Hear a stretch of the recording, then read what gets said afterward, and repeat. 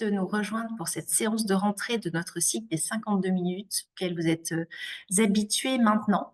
Et on vous proposait pour cette séance de reprise, on est déjà presque à la fin du mois de septembre, de revenir sur un projet que nous avions déjà évoqué il y a un peu plus d'un an, un projet de présentation, de création d'un outil collectif qui permettra de mesurer, informer, accompagner la conception la plus responsable possible des expositions temporaires.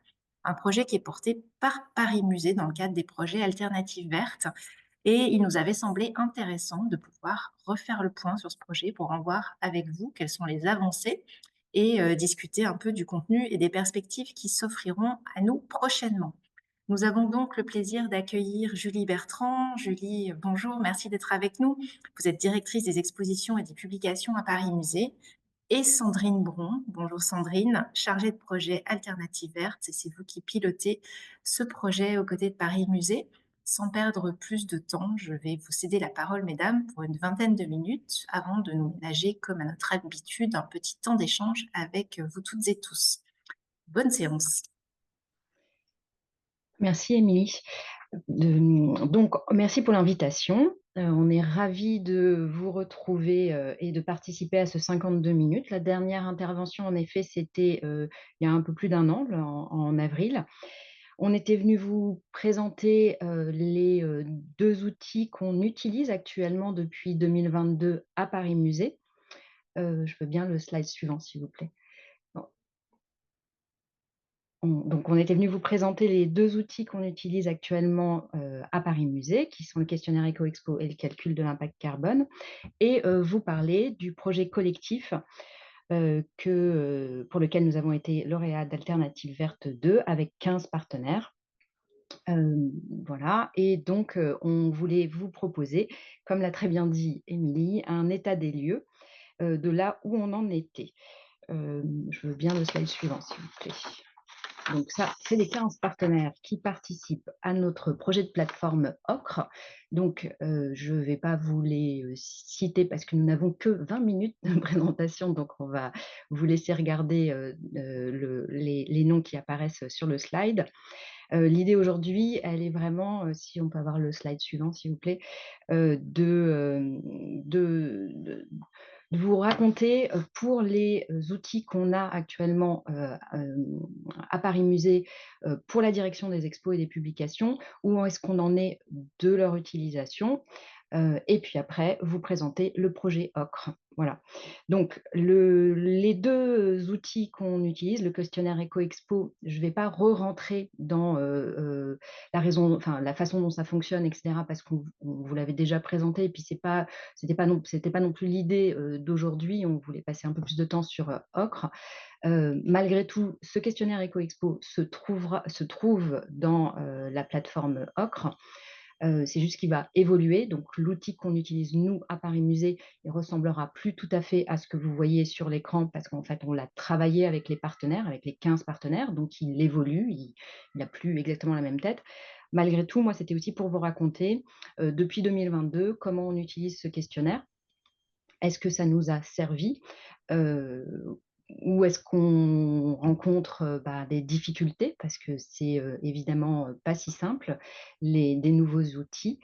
Voilà, et donc c'était un peu vous dire que, en effet, pour le moment, comme vous voyez sur le graphe, l'idée c'est de l'utiliser sur les différentes étapes de la conception d'un projet jusqu'à sa fermeture, d'utiliser ce questionnaire Expo et de se poser les bonnes questions en mode équipe projet sur toutes les différentes phases. Et à travers ces questions qu'on voit apparaître sur le slide, peut-être on peut regarder le slide suivant, on obtient des notes, et ces notes, elles nous permettent de nous rendre compte si notre démarche d'éco-conception, elle est intéressante ou est-ce qu'elle mérite d'être réfléchie tout au long des étapes de création de l'exposition. Et c'est vraiment un échange qui permet aussi de se former à toutes ces questions. Donc, ce questionnaire, on le trouve très utile parce que ça permet vraiment un échange avec l'ensemble des différents acteurs d'une exposition. Donc, on y accorde beaucoup d'importance. Par contre, c'est vrai qu'on rencontre là une problématique qui est que malgré tout, ça prend du temps aux équipes de répondre à ce questionnaire. Alors pas trop de temps, mais ça en prend un peu. Plus on devient aguerri, au questionnaire, plus on est rapide aussi quelque part à y répondre. Malgré tout, pour le moment, là on voit que c'est le résultat pour l'exposition Paolo Roversi, mais c'est le résultat qu'on a obtenu à un moment T, au moment, on va dire du lancement du projet.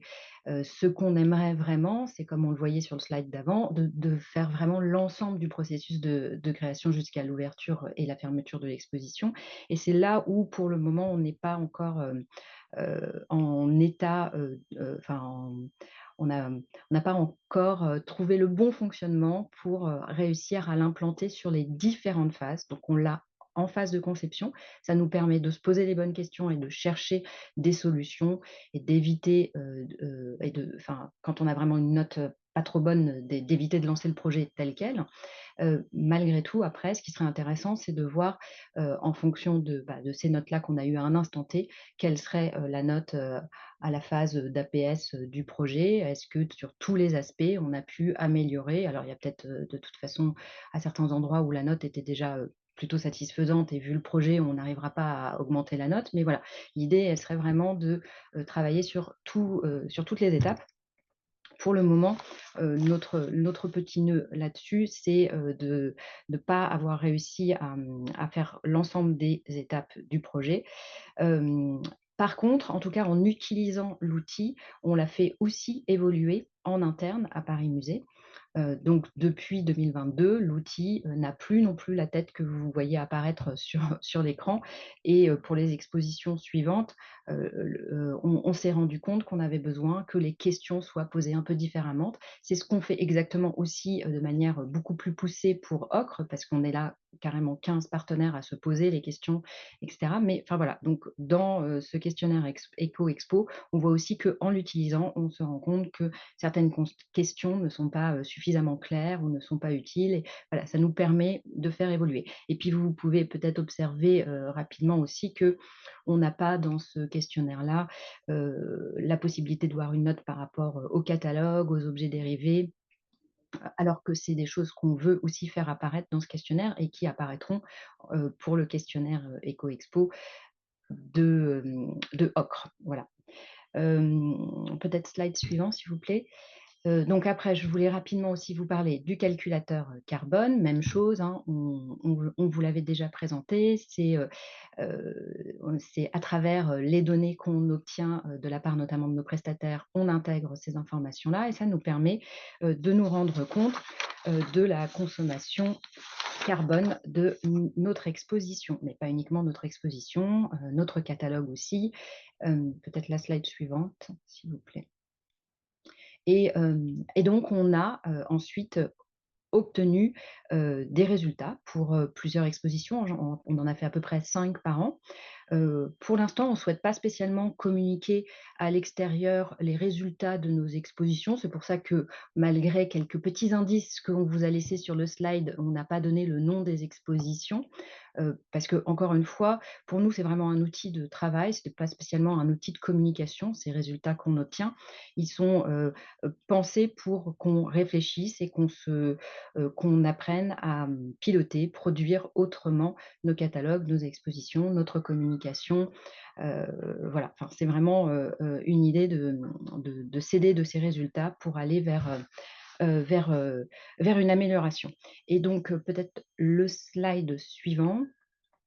On voit donc, que, l'impact du transport, aérien est, énorme. Enfin ça, de toute façon, je me doute bien que, vous le saviez, tous. Malgré tout, peut-être que ce qu'on voyait moins, quand on ne faisait pas ces calculs, c'est que la scénographie a un impact très, très fort, et on le voit encore mieux sur l'exposition, en verte, où on voit que malgré tout, quand on a, heu enfin, que le plus gros impact, une fois qu'on a enlevé, l'aérien qui malgré tout est quand même, hem, moins impactant que la scénographie, la scénographie est quand même l'impact, assez fort sur lequel on doit, travailler, sachant que, 13 tonnes pour 300 m², c'est beaucoup. Voilà. Après, vous dire que là, ces chiffres que je vous montre, c'est vraiment la production de l'exposition. Il n'y a pas dedans, l'impact lié aux visiteurs, par exemple. Et qu'ensuite, peut-être le slide suivant, parce qu'il faut que je me dépêche pour laisser la ne parce qu'on a encore plein de choses à vous raconter. Si vous pouvez me mettre le oui, voilà, le slide suivant, merci. Donc ça, c'était rapidement aussi vous rendre compte de vous montrer que les éditions, leur impact, évidemment, quand on, hem non, pardon, ça, c'était pas encore les éditions. Là, c'est l'impact, excusez-moi, je suis désolée, sur pour expliquer un peu plus précisément sur les scénographies, on voit que le réemploi permet vraiment, d'avoir une consommation carbone moins élevée. On voit que sur l'exposition de plus de 1 000 m², 8 tonnes ont pu être évitées, grâce à 70 de réemploi. Donc c'est vraiment un travail qu'il faut qu'on continue. Et on voit que, bah, qu'on aurait pu faire mieux sur l'exposition, avec 14 tonnes de, carbone, de consommé, sachant qu'on a moins réussi à réemployer. Donc enfin voilà, on observe qu'on peut, essayer de, s'améliorer, ça c'est, évident. On a plein de pistes possibles. Après, pas si simple, vous allez me dire, parce que de toute façon, par moment, on ne peut pas stocker ce qu'on aurait voulu réutiliser et cetera. Il y a plein d'enjeux qui se cumulent et qui ne rendent pas les choses si simples, et c'est pas seulement parce qu'on a un chiffre qu'on peut, trouver les solutions. Maintenant, nous, ces chiffres-là, à quoi ils vont nous servir? C'est, l'idée aussi de piloter avec un budget carbone, et ce budget carbone permettra, de piloter nos programmations différemment. Donc on va modéliser un budget carbone pour, nos programmations à partir de 2028, et je vois que le temps passe vraiment très vite. Peut-être le slide suivant. Donc ça, c'était, donc pour nos éditions, juste vous montrer donc que le papier, c'est l'impact le plus fort, et donc évidemment, les exemplaires, produits, le tirage, c'est ce sur quoi il faut travailler de manière la plus fine pour, arriver bon, après, quand un titre est tiré à 30 000 exemplaires, effectivement, il a un impact beaucoup plus fort que si on décide de le tirer à 4 000 exemplaires, mais c'est aussi en fonction de ce qu'on attend comme vente, potentielle. Voilà, je crois que j'ai réussi à dire à peu près tout ce que je voulais vous raconter, et je laisse la parole à Sandrine pour, qu'elle vous fasse un petit état des lieux de la plateforme Ocre. Merci Julie. Bonjour à tous et toutes. Donc, en effet, la plateforme, Ocre, ce sera, un site web qui va, rassembler à la fois les 2 premiers outils dont a parlé, Julie, et puis un outil, nouveau dans le sens qui n'existe pas encore, dans le domaine de l'exposition temporaire, qui est l'analyse du cycle de vie. Et l'objectif, de ce projet, c'était, de se mettre à plusieurs, en l'occurrence, les 15 partenaires, plus nous, plus, les 2 partenaires, économiques que sont, Athémia et Carbone Prod, pour à la fois rassembler toute l'expérience qu'avait mis Paris Musée dans, la création et l'exploitation des 2 premiers outils, et aussi l'expertise que peut avoir par ailleurs, les autres partenaires, et qui est, on le verra, très complémentaire. Et donc, voilà, Ocre, a pour objectif de fournir tout ça, au plus grand nombre à travers, du coup, un site internet. Je veux bien la slide suivante, s'il vous plaît. Pour commencer avec le questionnaire, Éco-Expo. Donc, ce premier questionnaire, qui a été mis en place à Paris Musée, il a été, proposé lors d'une, consultation collaborative à l'ensemble des partenaires qui ont du coup, commenté, questionné, remis en question un peu, toutes les questions qui étaient proposées. Ça a permis ensuite, de mettre en place des réunions internes de travail, pour arbitrer, résumer un peu, toutes ces propositions de changement, et typiquement, l'ajout, d'une rubrique complémentaire, qui concerne un peu plus la médiation, la communication, les produits dérivés, a été ajouté au questionnaire, grâce à cette consultation, ainsi que tout un tas de reformulations qui permet aux questions d'être comprises, par, toutes et toutes, parce que c'est vrai que comme le questionnaire avait été fait en interne, il y a pas mal de jargon qui peut être un petit peu propre à une manière de fonctionner et donc voilà, le fait de le proposer à plusieurs, ça a permis aussi d'être un peu plus, universel dans les formulations et du coup d'aller un peu plus loin dans l'intérêt des questions qui étaient proposées. Et donc là, ce que vous voyez, en fait, c'est une tentative de nouvelle visualisation, des résultats du questionnaire, qui permet justement ce dont parlait Julie, c'est-à-dire, de voir, par étape, de la production d'exposition, où en sont les impacts. Donc, sur, la partie gauche, vous avez vraiment les impacts, un peu, génériques par secteur, donc, par exemple scénographie ou transport et sur la partie droite, vous voyez vraiment, question par question, quels sont les impacts et du coup, comment au fur et à mesure du processus, qu'on soit en première phase, c'est-à-dire vraiment phase conception ou en dernière phase, fermeture de l'exposition, est-ce qu'on a, quelque chose qui va vers, la réduction des impacts ou au contraire, est-ce que, on est sur un statu quo au fur et à mesure de la production? Donc voilà, là, on est sur un petit travail de data visualisation qui permettra ensuite d'être plus clair. Cette première consultation, elle a amené ensuite à un deuxième test de nos partenaires, cette fois-ci plutôt, en équipe projet, pour justement avoir une vision, pendant le projet, est-ce que tout le monde comprend bien, les différentes questions? Est-ce que tout le monde peut s'approprier le questionnaire? Parce que vraiment l'enjeu pour nous du questionnaire EcoExpo, c'est de sensibiliser, l'intégralité de l'équipe de production à la complexité de l'éco-conception et de faire en sorte que ce soit un outil de collaboration qui permette justement, d'échanger sur ces pratiques, d'envisager de nouvelles pratiques plus responsables et donc d'être plutôt dans, l'adaptation au sein d'une équipe plutôt que vraiment dans, l'obtention d'un score d'impact de l'exposition. Je veux bien qu'on passe à la slide suivante pour vous parler du calculateur carbone. Donc là, c'est pareil, on a fait une première consultation collaborative avec les partenaires. On a eu beaucoup de réponses, donc là, on est dans la phase un peu de traitement et ce qui est intéressant, c'est qu'on a vraiment eu, un apport des partenaires, qui ont des expertises assez complémentaires aux nôtres.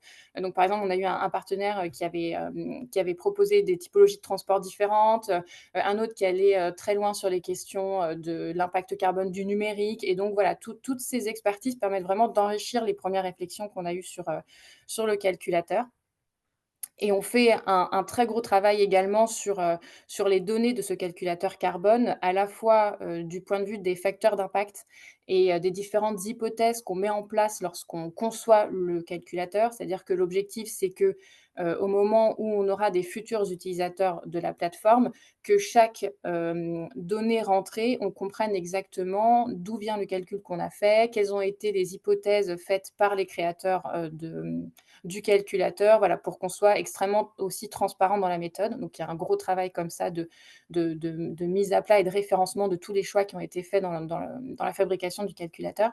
Et puis il y a aussi, pas mal de réflexions sur les données que, en tant que, concepteur d'expo, on va entrer dans le calculateur pour avoir des données. Typiquement, on va essayer de travailler avec les transporteurs, pour se mettre d'accord sur un certain nombre de données qui sont nécessaires pour, le calculateur et donc voir avec les transporteurs directement quelles sont les données qui sont accessibles pour eux, qu'est-ce qu'ils peuvent facilement nous donner, qu'est-ce qui est plus compliqué, voilà. Pour que vraiment ce qu'on puisse, rentrer dans la plateforme soit le plus, à la fois, facile d'accès et rapide d'utilisation et de saisie. On peut passer à la slide suivante pour arriver à l'analyse du cycle de vie. Donc l'analyse du cycle de vie, c'est une méthode de calcul d'impact, un peu comme le calcul carbone, à ceci près que, l'analyse de cycle de vie, elle est normée, donc c'est les normes ISO, bon, 14 040, 14 044, ça c'est pas forcément le plus important, mais c'est surtout une méthode qui, contrairement, au calculateur carbone, va être multicritère. Donc là, on s'intéresse pas uniquement au réchauffement climatique, et du coup, à l'équivalent carbone, mais plutôt à, plusieurs facteurs environnementaux différents. Je crois qu'il y en a 16 en tout et l'idée c'est d'avoir des impacts sur la santé humaine, les écosystèmes, l'utilisation des ressources. L'intérêt du multicritère, c'est vraiment de sortir du carbone et d'aller vers quelque chose qui permet une vigilance, notamment sur les transferts d'impact et les effets rebonds, parce que du coup, on va pouvoir avoir une vision plus globale de l'impact de l'exposition et pas juste un seul de ces impacts. Et puis, l'objectif pour nous de l'ACV, c'est vraiment de prendre des décisions plus éclairées, en permettant à la fois de comparer des solutions et de savoir où mettre les efforts d'éco-conception, là où il y a un vrai, impact, spécifique dans notre projet à nous. Je veux bien qu'on passe à la slide suivante, le temps de reprendre mon souffle. Donc, à quoi ça ressemble une analyse de cycle de vie? Donc là, on vous a donné, une idée de résultat pour se rendre compte un peu concrètement à quoi ça ressemble, sachant que là, par contre, c'est des données complètement random qu'on a rentrées pour juste avoir, une première visualisation pour montrer à quoi ça ressemble. Mais il ne faut pas du tout, se faire se faire des idées là tout de suite, voilà, je pense qu'on c'est pas des vraies données. Mais par contre, la façon dont on va lire l'analyse du cycle de vie, c'est de se dire que, bah, par exemple, sur ces résultats-là, on voit que sur ce projet d'exposition, où on a testé du coup l'impact de la médiation, l'édition, le bâtiment, le transport, et cetera, et ben, on remarque que la mobilité, qui est le violet sur l'écran, est très impactante. Et donc que potentiellement, pour nous, c'est un levier impactant sur lequel on peut travailler, par exemple. Et ce qui va être intéressant, et on peut aller aussi un peu plus loin, par exemple, l'édition, et ben, c'est un fort, on voit que, dans ce cas précis, on a un fort impact de l'eutrophisation d'eau douce et donc, pareil, on peut peut-être envisager pour l'exposition suivante de réduire les phosphates, ou, la quantité de papier parce qu'on sait que c'est un lien avec la déforestation, voilà, ce genre de choses. Sachant que je répète, ce ne sont pas des vraies données, ne faisons pas des vraies conclusions sur ce graphique, mais voilà, c'est une façon de le lire. Et ce qui est intéressant dans l'analyse de cycle de vie, c'est qu'en fait, c'est une méthode qui permet de zoomer. Et donc, par exemple, une fois qu'on a fait ce premier travail, on peut aussi s'intéresser à un secteur particulier. Et donc, slide suivante, s'il vous plaît, on peut se dire qu'on va zoomer sur la scénographie. Hop, super. Et donc là, on va avoir le même travail. Non, c'est bon, c'était très bien. Vous pouvez aller jusqu'au... Voilà, c'est super. Et donc, on va avoir ce même travail, on voit les impacts déclinés, mais cette fois-ci sur des éléments de scénographie. Et donc, par exemple, ici, on peut lire que les cimaises, qui sont la partie bleue, ont un fort impact environnemental dans la globalité. Donc, se dire, ben, peut-être qu'on pourrait, dans ce cas particulier, mieux travailler le réemploi des cimaises, puisqu'on voit l'impact fort que ça a. Ou sinon, on peut aussi voir que la signalétique, qui est, je crois, la partie un peu marron, utilise pas mal de ressources et donc se poser des questions pour avoir des solutions plus sobres et moins polluantes. En gros, l'importance ici de la data visualisation, elle permet de bien comprendre les choses parce qu'on a énormément de données et donc on voit qu'il va falloir vraiment faire un gros effort de data visualisation. Et donc, une fois qu'on a ce zoom-là, on peut zoomer encore davantage. Et donc, petite slide suivante. Voilà. Et on refait une slide encore suivante. Super et on se retrouve du coup, à pouvoir aller jusqu'à l'impact environnemental, dans notre cas, d'une vitrine, en particulier, enfin en tout cas du secteur vitrine de notre exposition et du coup pareil se faire, notre propre analyse en se disant par exemple que là on voit que tout ce qui va être vert et cloche en PMMA a un impact très fort et donc se poser des questions. Et donc, on voit que l'analyse du cycle de vie, c'est vraiment une analyse fine et multicritère qui permet d'orienter les décisions, soit en étudiant a posteriori une exposition, soit vraiment pendant la conception, en entrant des données dans la machine et en voyant un petit peu les résultats qui sortent pour faire, par exemple, un choix entre 2 possibilités d'action. Voilà et donc pour nous, le travail, il va être d'équilibrer dans la conception de cette analyse de cycle de vie, à la fois, un outil qui permette d'obtenir des données fiables, précises et complètes pour vraiment arriver à ce résultat-là d'affinage et de possibilité de rentrer dans les détails, tout en faisant quand même, un outil dont l'interface de saisie des données soit, faisable. C'est-à-dire que l'objectif, c'est, que ça prenne le moins de temps possible aux gens de rentrer, les données dans le calculateur et surtout que ça demande des données qui sont accessibles pour les gens qui vont le rentrer. Parce que si on fait un outil où finalement c'est trop compliqué de rentrer les données dedans, bah, personne ne l'utilisera et ça n'aura aucun intérêt. On peut arriver à la slide suivante. Donc finalement, le projet Ocre, c'est, un outil, qui permet, d'avoir, 3 modules, qui sont à la fois, des modules qui permettent d'accompagner un projet, de mesurer des projets existants et aussi de, décider de faire des prospections pour l'avenir et peut-être le plus important pour nous, ce sont aussi des outils de sensibilisation. Puisque notre objectif également, c'est que lorsqu'on va rentrer les données dans les calculateurs, on va se poser des questions, on va se rendre compte des impacts et donc on va aussi améliorer ses pratiques. C'est des outils qui permettent du coup, plusieurs niveaux d'engagement, dans l'éco-conception, puisqu'on va avoir le questionnaire qui permet un peu d'accompagner, de rentrer un peu dans ces questions, heu, une étape supplémentaire avec la calculette carbone et puis, vraiment, un niveau très fin de gestion un peu de l'éco-conception avec l'analyse de cycle de vie. Et donc l'objectif de cette plateforme, ça va être d'harmoniser les pratiques, du secteur, mais pas forcément dans l'idée de pouvoir se comparer les uns aux autres en utilisant le même calculateur, mais plutôt d'utiliser un langage commun, des hypothèses communes pour pouvoir plus facilement, mutualiser et surtout, échanger les bonnes pratiques à la fin. Parce que pour nous, l'objectif de ces 3 outils, c'est d'accompagner une mise en action et pas forcément, d'obtenir un chiffre qui permettra, d'être une fin en soi, de rendre des comptes ou voilà, c'est pas l'idée. L'objectif, c'est vraiment d'avoir des outils qui permettent ensuite une mise en action. J'ai bientôt fini, rassurez-vous, avec, la slide suivante, qui permet de montrer les prochaines étapes, du projet. Donc, là, on arrive vraiment en 2026 avec, le peaufinage des premiers outils, de la calculette carbone et du questionnaire. Vraiment terminer la conception de l'analyse de cycle de vie, parce que là, on a eu tout un travail de récolte des données qui a été fait par Carbon Prod, qui a vraiment, récupérer tout un tas de données de tous nos partenaires pour ensuite les modéliser et ainsi créer la plateforme. Donc là, l'idée en 2026, ce sera de terminer cet outil ACV, de peaufiner l'outil, questionnaire carbone et calculateur carbone avec, Athemia qui nous accompagne là-dessus et de développer, concrètement la plateforme, le site avec les interfaces, les data visualisation, l'utilisateur, le design utilisateur, et cetera, et cetera.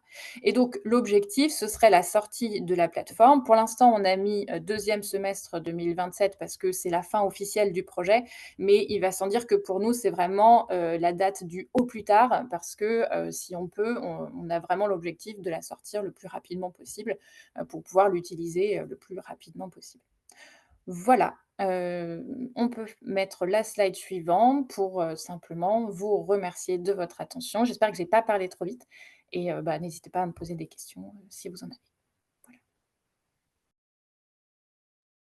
Merci beaucoup Sandrine et merci, merci Julie pour votre présentation. Je vois quelques questions dans le chat. Moi, je voulais revenir, vous avez terminé, Sandrine, en parlant des objectifs, hein, accompagner, mesurer, décider, sensibiliser, qui sont vraiment des termes forts et dont on est, je pense, tous conscients de la nécessité de mise en œuvre au sein de nos établissements. On voit comme combien on a besoin de nouveaux outils, de nouveaux indicateurs aussi pour mesurer l'activité des musées.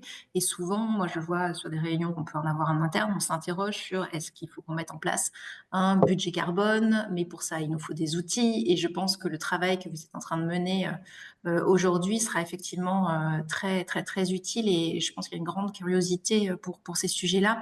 D'ailleurs, Sylvie Morel demandait si vous voulez préciser, Julie, pardon Sandrine, l'outil a-t-il vocation à être accessible gratuitement pour les musées? L'échéance, vous y avez répondu, mais cette question de la mise en œuvre, effectivement.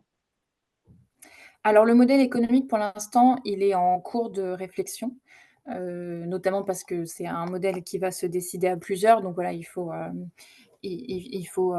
prendre le temps de le construire. Ce qui est certain, c'est que, une plateforme et c'est un site internet, donc ça a besoin de mise à jour, ça a besoin de maintenance de sécurité. Parfois, c'est attaqué et donc ça a besoin d'être surveillé et en fait, tout ce travail de maintenance a un coût, qui, à l'heure actuelle, ne peut pas être supporté par une institution en particulier. Sachant que, ce projet, du coup, il est, faisable grâce au soutien du dispositif Alternatives vertes qui est, du coup, comment dire? Géré par la Banque des territoires, mais que c'est un financement pour la fabrication de la plateforme et pas pour sa maintenance ensuite. Donc il y a ce coût de maintenance qui devra être «absorbé» entre guillemets par les utilisateurs et donc pour l'instant, l'idée ce serait, de faire un système de cotisation où en gros le montant annuel, serait égal à, la maintenance divisé, grosso modo, hein, je caricature un peu, par le nombre d'utilisateurs et pour faire en fait, peser le poids de la maintenance de l'utilisateur de l'utilisation à tous les utilisateurs et pas à une structure en particulier. Voilà. Il faut savoir que tous les outils gratuits aujourd'hui, en fait, c'est des outils subventionnés et donc, bah, pour l'instant, c'est pas encore le cas de cette plateforme. Voilà. Et Sandrine, Yamina El Djoudi du MUSEM. Tu veux prendre la parole, Yamina? Je lis ta question. Je lis ta question. Alors, comme cela a été évoqué, il est parfois difficile d'avoir les personnes ressources. Quels ont été les freins les plus importants pour vous dans la mise en œuvre du projet? L'équipe projet inclut-elle bien à la fois les producteurs, les scénographes, les commissaires? Sandrine, tu veux répondre ou... Ouais, je pense que c'est plus cohérent que ce soit toi. Ouais, alors en gros, les personnes ressources pour la création des 2 premiers outils, on n'a pas inclus les scénographes. On était, sur, une réflexion de la conception d'une exposition sur tous ces aspects. On avait besoin de données, des données que des prestataires pouvaient nous, communiquer, que ça soit, lié au transport, que ça soit lié à l'aménagement. C'était vraiment une récolte de données pour pouvoir mesurer l'impact d'une vitrine par rapport à une CIMES et cetera. C'était pas dans la conception elle-même heu, d'une, heu, d'une scénographie qu'au moment où on a conçu le projet, on réfléchissait. On le pensait plutôt, à travers, quels sont les éléments qu'on serait en capacité, enfin, quelles sont les données qu'on serait en capacité de donner sans que ça soit, trop chronophage pour les équipes. Donc c'était plutôt ça, donc nos personnes ressources, c'était quand même beaucoup la prod et le montage ensuite, du projet Ocre, c'est un peu la même chose, c'est-à-dire qu'on s'est, il y a 15 partenaires et on travaille avec, les directions de prod de tous ces partenaires en priorité, même si évidemment après pour répondre à la deuxième question, les équipes projet quand on répond au questionnaire Éco-Expo. Là, pour le coup, vous avez l'ensemble des experts qui sont réunis autour du commissaire. Donc, vous avez évidemment le commissaire, c'est même la personne centrale dans ce questionnaire Éco-Expo. Et ensuite, on a la régie, la com, les éditions, la prod, etc. quoi. Enfin, on a vraiment l'ensemble des experts qui se réunissent pour répondre aux différentes questions. Pour les scénographes, au final, nous, à Paris Musée, on fonctionne à travers, des marchés, donc c'est des prestataires et on va leur impulser une directive et une réutilisation, importante ou moins importante en fonction du projet, en fonction des discussions qu'on aura eues justement sur la direction qu'on veut donner à l'exposition. Voilà, donc en effet, les scénographes, n'ont pas été, spécialement associés à cette réflexion. Je sais pas si tu veux compléter, Sandrine? Non, ça m'a l'air bien. Merci pour cette réponse. Je prends les questions dans l'ordre d'apparition à l'écran. Monsieur ou Madame Gilardini, est-ce que vous voulez prendre la parole? Est-ce que vous voulez que je lise votre question?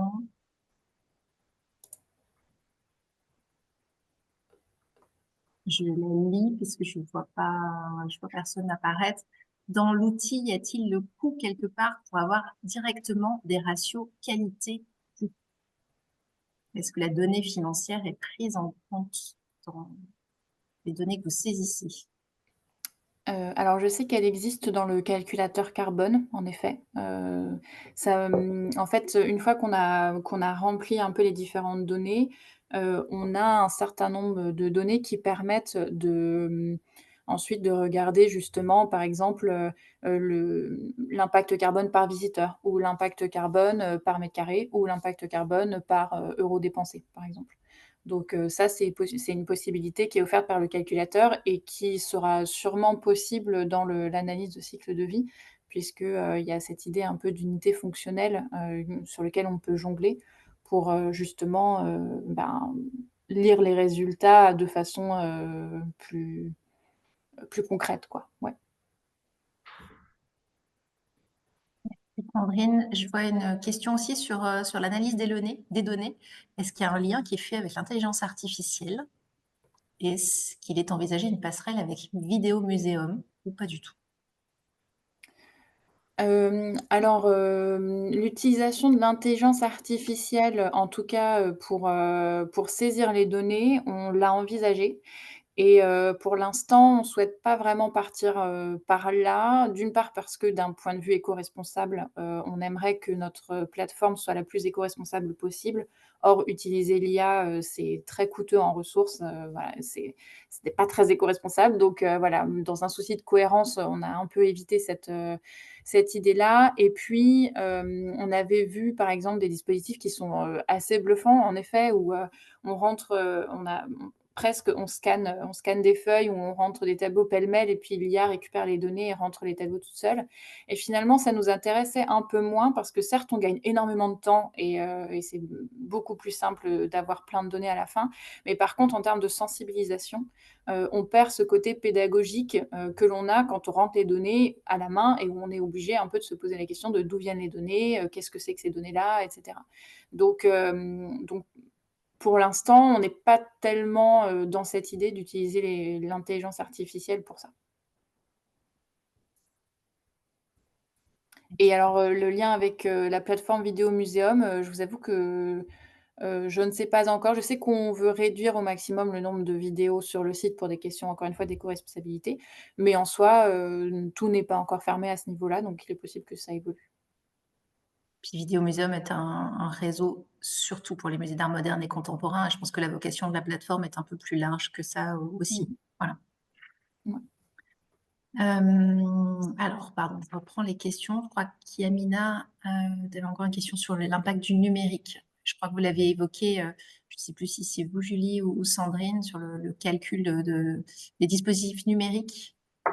En quelle place ça prend dans le projet? Oui, alors, c'est intéressant comme question parce que c'est aussi des débats qu'on a beaucoup en interne, parce que, d'un côté, c'est vraiment quelque chose qui se pose de plus en plus, où on commence à avoir des données parce que jusqu'à présent on n'en avait pas trop finalement et donc, on n'était pas, forcément dans un calcul, très très précis où on n'allait pas très loin parce que de toute façon les données n'étaient pas hyper robustes, dessus. Là, ça commence à venir et donc on commence à l'intégrer de plus en plus, notamment dans le calculateur, par exemple. On a ajouté un certain nombre de questions en lien avec le numérique. Après, je pense que ce sera surtout dans l'analyse du cycle de vie, que ce sera pris en compte parce que finalement l'impact du numérique, il est, beaucoup au niveau des ressources qui sont utilisées pour fabriquer les objets, numériques, que vraiment sur l'utilisation du numérique avec une consommation électrique qui finalement, n'a pas forcément un impact, carbone, si impactant par rapport à tous les autres impacts qu'il peut y avoir dans une exposition. Et donc, c'est quelque chose qui se fera beaucoup plus via la CV. Même si actuellement c'est calculé, mais comme le dit Sandrine, l'impact n'est pas très important. Mais parce qu'on calcule quoi? On calcule le matériel de location. Enfin, c'est quelque part pas très impactant par rapport à les réseaux sociaux utilisés pour la communication de l'expo et ce genre de choses aussi. Merci mesdames. Je continue le fil. Une question de Madame Delaporte. Le même travail est-il fait sur l'empreinte carbone des visiteurs? Est-ce que c'est une donnée que vous avez prise en Oui, compte? oui, tout à fait. Alors c'est vrai qu'on l'a pas mis sur les images, enfin sur les slides pour les résultats qu'on a obtenus, mais on peut, pour une exposition avec beaucoup de visiteurs, comme c'était le cas de la première qui était en bleu, là, avec 410 000 visiteurs, notre impact était de 32 480 000 tonnes équivalent CO2. Donc, c'est sûr que par rapport à l'impact de la production de l'exposition, c'est pas grand-chose. Mais on a bien le résultat aussi en termes de enfin, en termes de visiteurs. Maintenant, enfin, moi, je présentais ça sous l'axe de ma direction, qui est la direction des expos et des publications, mais on travaille évidemment aussi toutes ces questions autour des visiteurs, mais enfin, on n'a pas pris cet axe-là de présentation aujourd'hui. Enfin, ça permet en tout cas de le calculer. Voilà. Merci. On a une question qui rebondit sur une précédente, sur les consignes données aux scénographes. Quel est le type de consignes, quelles formes sont données à ces consignes? Un pourcentage de réutilisation du mobilier existant, par exemple, ou autre? Est-ce que vous pourriez nous en dire un peu plus à ce sujet? Tout à fait, dans les marchés, qu'on a avec les scénographes, on va, leur indiquer que, la politique de l'établissement, est fortement, vers, la réutilisation et donc le réemploi et donc en fonction de ce qu'on aura décidé avec, le commissaire et le musée, on va rajouter, une sélection d'éléments à réutiliser, potentiellement parce que ce sont donc des éléments scénographiques qui existent déjà, qui ont été utilisés dans le cadre d'autres expositions et qui correspondent à l'univers souhaité par, la commissaire, par exemple, enfin le ou la commissaire.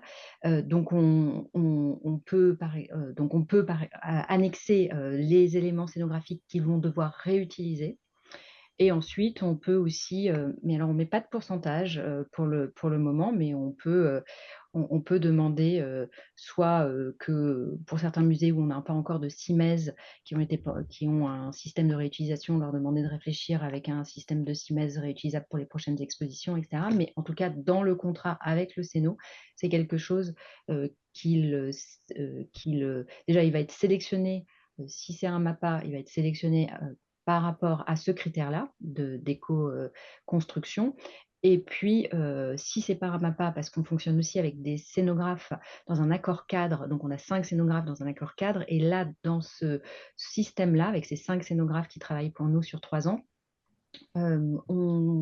on travaille vraiment avec un système on va essayer de les, prévoir sur plusieurs expositions à la suite parce que ils ont bien en tête leur scénographie, donc ils vont plus facilement pouvoir réutiliser et cetera. Enfin, on a plein de moyens pour trouver des solutions avec, le scientifique et avec le scénographe pour réutiliser au maximum. Oui, j'ai une question aussi d'Hélène Maigret, qui comprend que finalement cette plateforme peut aussi être appliquée, au cas des expositions des conceptions de muséographie pour les expositions permanentes, confirmé? Ou oui, enfin on l'utilise pas pour le moment, parce que déjà rien que d'en faire, 5 expos par an, c'est déjà beaucoup de travail, donc c'est vrai on n'a pas basculé sur le permanent, mais je confirme qu'il y a pas de raison de ne pas pouvoir l'utiliser pour le permanent. Merci. Yamina complétait ses questions précédentes sur, voilà, sur la prise en compte du calcul carbone durant l'exploitation. Est-il envisagé de le faire entrer dans le coût, à savoir, énergie pour le maintien de la température de l'hygrométrie, la lumière, et cetera? En fait, les coûts de fonctionnement une fois la scénographie mise en œuvre. Pour l'instant, on n'a pas intégré les coûts de fonctionnement, mais il y a, à travers le travail que Clémence René, qui est donc, la responsable RSE de Paris Musée, fait, il y a vraiment le BGES qui fait ce calcul-là de l'impact, du bâtiment. Après, il me semble que ça fait partie des données que l'on a collectées dans le cadre de la conception de la CV. Donc, il est possible que ça puisse, entrer, dans le calculateur côté ACV. Ouais, mais pas dans le calculateur d'impact carbone. Enfin, en tout cas, pour Voilà. l'instant, c'est pas ce qu'on avait, prévu. Après, dans la CV, il y a un impact, enfin, il y a parmi les différents facteurs d'impact, il y a l'impact, carbone, donc ça permet d'avoir cette vision-là, mais, donc voilà, peut-être via la CV, ce sera possible. Mais pour Mmh. l'instant, on peut pas le jurer. Romain Saffray, écrit: «Le PowerPoint mentionnait la prise en compte des fluides toxiques. D'une manière générale, comment la durabilité des matériaux est-elle prise en compte? Colle, plastique, et cetera». Alors là, je vous avoue que c'est une question extrêmement technique qui, à mon sens, devrait être posée plutôt à Carbone Prod, qui sont vraiment nos experts, sur ce sujet-là, mais encore une fois, je pense que c'est l'outil ACV qui est en cours de conception qui permettra de répondre à ces questions-là, puisque ça prend vraiment en compte, les matériaux dans leur cycle de vie également. Donc, à la fois, par exemple, sur je sais pas moi, un vidéoproche qui va être fabriqué en Chine, ben, typiquement, le fait que ce sera fabriqué en Chine, ça fait partie de l'analyse du cycle de vie, du numérique. dans l'analyse de cycle de vie, là où le calculateur carbone, il sera beaucoup plus sur l'utilisation du vidéoprojecteur pendant l'exposition. Et donc, pareil pour les fluides toxiques de type colle, plastique, etc. Ce sera quelque chose qui sera vraiment étudié dans le cadre de l'analyse du cycle de vie, où du coup, on s'intéressera en fonction par exemple, des solvants ou des types de plastique, quel est l'impact environnemental de chacun. Voilà. Je sais que dans le calculateur, on calcule dans le calculateur carbone, on mesure quand même la quantité de colle et la quantité de plastique parce qu'il y a un facteur d'émission carbone associé. Mais on ne distingue pas les différentes colles et les différents plastiques pour l'instant. Ça, ce sera vraiment le travail de l'analyse du cycle de vie. Merci. Ensuite, il y a un partage d'expérience du musée Lugdunum qui nous dit: nous nous sommes même astreints à un critère de notation sur l'impact environnemental, remploi de nos parcs mobiliers, éclairage, multimédia, recyclerie au démontage, de même pour les marchés éditions. Voilà, donc c'est vrai que c'est des choses qu'on rencontre de plus en plus dans nos marchés publics, de prendre en compte dès l'analyse des offres ces critères de durabilité. Je vois pas d'autres questions. Moi, j'en avais peut-être une, un peu dans le même ordre d'idée de ce que vous demandez, Yamina El Djouti, en début de la séance de questions. C'est comment est-ce que vous êtes arrivé avec les différents musées partenaires d'ailleurs, à vaincre peut-être certaines résistances ou à faire passer l'idée d'une masse de travail en plus à absorber pour changer les pratiques? Est-ce que ça a été un élément important au vu de l'expérience qui est la vôtre aujourd'hui, cette conduite du changement finalement? En tout cas, par rapport aux outils qu'on utilise à Paris Musée, on j'ai l'impression d'avoir des équipes qui avaient envie d'y aller. C'est pas spécialement la tête qui a pensé, enfin, c'est pas spécialement la direction qui pensait ça, ça venait aussi d'une envie des équipes. Et je pense que ces questions de sur l'éco-conception, l'éco-construction et sur ces enjeux RSO qui sont les nôtres et qui sont essentiels, elles sont vraiment portées par l'ensemble des agents. Donc, peut-être que par rapport à d'autres sujets, on a moins de réticence parce que c'est aussi un sujet qui porte. Mais je ne vais pas non plus dire que c'est si beau que ça et aussi simple, hein. Il y a quand même, voilà, une charge de travail qui se rajoute et ce n'est, voilà, on cherche des solutions, on essaye de justement, enfin, au début, moi, quand on lançait ça, on s'était dit, toutes les expositions, seront, analysées, et auront, le questionnaire Eco-Expo sera utilisé sur toutes les phases, le calculateur sera fait pour l'ensemble des expositions. Au final, et ben, on a baissé aussi, ce qu'on attendait de la part des équipes, en se rendant compte que c'est juste pas possible. Et donc déjà 5 expositions sur la trentaine qu'on fait par an, j'ai envie de dire, c'est déjà super. Et voilà, on essaye de trouver un équilibre. Et c'est pareil pour ce fameux questionnaire où je vous disais, normalement, dans l'idée, il faut l'utiliser sur l'ensemble des étapes. Donc, c'est pas parfait parce qu'on n'a pas une vision. Enfin, je pense qu'on pourrait l'utiliser de manière bien plus optimale, mais on fait avec ce qu'on est en capacité de faire, vu les équipes qui sont quand même réduites et qui n'ont pas la possibilité. Enfin, voilà, on ne peut pas non plus.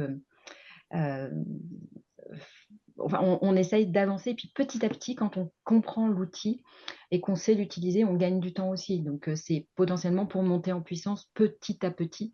Donc voilà, c'est un équilibre et je trouve vraiment que c'est aussi parce que c'est un sujet qui porte et qui intéresse les, toutes les équipes. Merci, merci beaucoup. Moi, j'avais encore une autre question. Vous disiez donc, c'est aussi des outils qui permettront à terme de décider. Est-ce que de votre côté, c'est déjà dans les tuyaux de se dire, on se dote d'un budget carbone, d'un budget d'impact, et on examine les projets qui sont proposés à l'aune de ces critères-là pour voir si on décide ou pas d'y aller? C'est ce que je disais à la fin de la présentation des outils qu'on utilise actuellement. L'idée, ça serait de basculer sur un pilotage budget carbone à partir de la programmation 2028.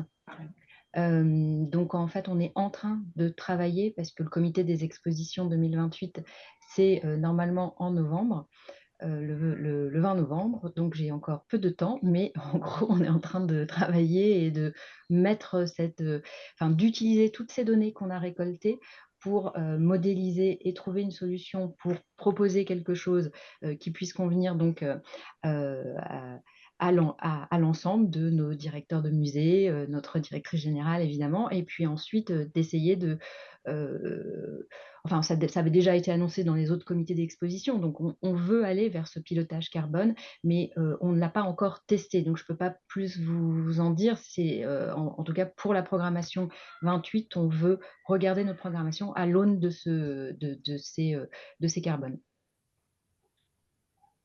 Merci beaucoup. Je vois pas d'autres questions. Je vois qu'il nous reste 1 minute selon mon chronomètre. Voilà, je vous remercie beaucoup, mesdames, de votre témoignage. Je pense que c'était vraiment important de pouvoir refaire le point avec vous de l'avancée de ce projet, de la même manière qu'on vous a proposé il y a quelque temps un point sur le projet Prenons le contrôle du climat, qui est aussi un projet subventionné dans le cadre des projets alternatives vertes et qu'on continuera à communiquer auprès de vous, bien évidemment. Il me reste donc à vous remercier toutes et tous de votre présence, de vous dire que notre prochain rendez-vous aura lieu le 30 octobre, donc à la toute fin du mois d'octobre, et qu'on vous en annoncera bientôt le sujet. Voilà, on est encore en attente de quelques confirmations, mais ça ne saurait tarder. En tout cas, merci beaucoup à tous. Passez une bonne journée et à très bientôt.